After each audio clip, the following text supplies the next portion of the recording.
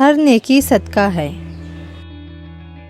جو شخص اپنے بھائی کو اللہ عز و جل کی رضا کے لیے فائدہ پہنچاتا ہے تو اس کی وجہ سے اللہ عز و جل اس کا ایک درجہ بلند فرما دیتا ہے۔ فرمان مصطفیٰ صلی اللہ علیہ وسلم، جو آدمی اپنے آپ کو بڑا سمجھتا ہے اور چلنے میں اتراتا ہے وہ اللہ عز و جل سے اس حال میں ملے گا کہ اللہ عز و جل اس پر غضب فرمائے گا۔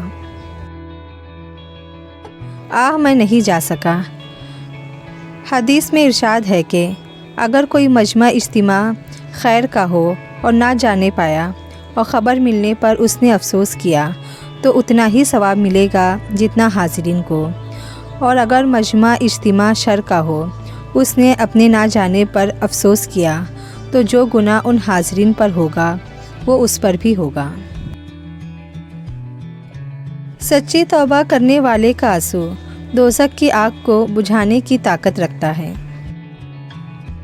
فرمان مصطفیٰ صلی اللہ علیہ وسلم، کسی مسلمان کے لیے یہ جائز نہیں کہ وہ اپنے مسلمان بھائی کو ڈرائے۔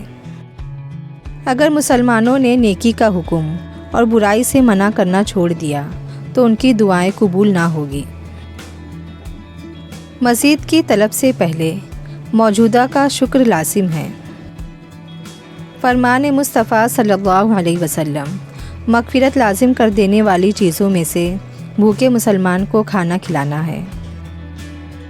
پیارے آقا صلی اللہ علیہ وسلم نے فرمایا، دنیا کی محبت ہر برائی کی بنیاد ہے۔ فرمان مصطفیٰ صلی اللہ علیہ وسلم، مشقت کے وقت وضو کرنے والے کو قیامت کے دن عرش کا سایہ نصیب ہوگا۔ ایک عالم کا قول، اے کاش مجھے معلوم ہو جائے جسے علم نہیں ملا اسے کیا ملا اور جسے علم ملا اسے کیا ملا۔ تبدیلی تبھی ممکن ہے جب ہر شخص اپنی اصلاح میں لگ جائے۔ حضور صلی اللہ علیہ وسلم نے ارشاد فرمایا، خاموشی حکمت ہے مگر اس کو اختیار کرنے والے تھوڑے ہیں۔ اللہ ایسی ہدایت دے جس کے بعد گمراہی نہ ہو، آمین ثم آمین یا رب العالمین۔ جذبات کو قسطوں میں تقسیم کریں، کیونکہ جب آپ کثرت سے نچھاور کرتے ہیں تو لوگ اکتا جاتے ہیں۔ زندگی ایک کتاب کی طرح ہے، کچھ باب اداس ہے، کچھ خوشگون اور کچھ پرجوش، لیکن اگر آپ صفحہ نہیں پلٹیں گے تو آپ جان نہیں پائیں گے کہ اگلے باب میں آپ کے لیے کیا ہے۔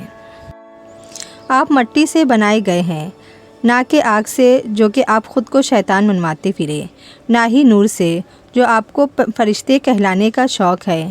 اگر کوئی آپ کی تعریف کرتا ہے تو اس میں آپ کا کوئی کمال نہیں ہے، کمال اس ذات کا ہے جس نے آپ کے برے اعمال پر پردہ ڈالا ہوا ہے۔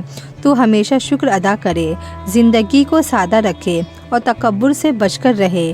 یہی وہ گناہ تھا جس نے شیطان کو دربدر کر دیا۔ منافقت منہ کی بدبو کی طرح ہوتی ہے، اپنے کا پتہ ہی نہیں چلتا، صرف دوسروں کی بری لگتی ہے۔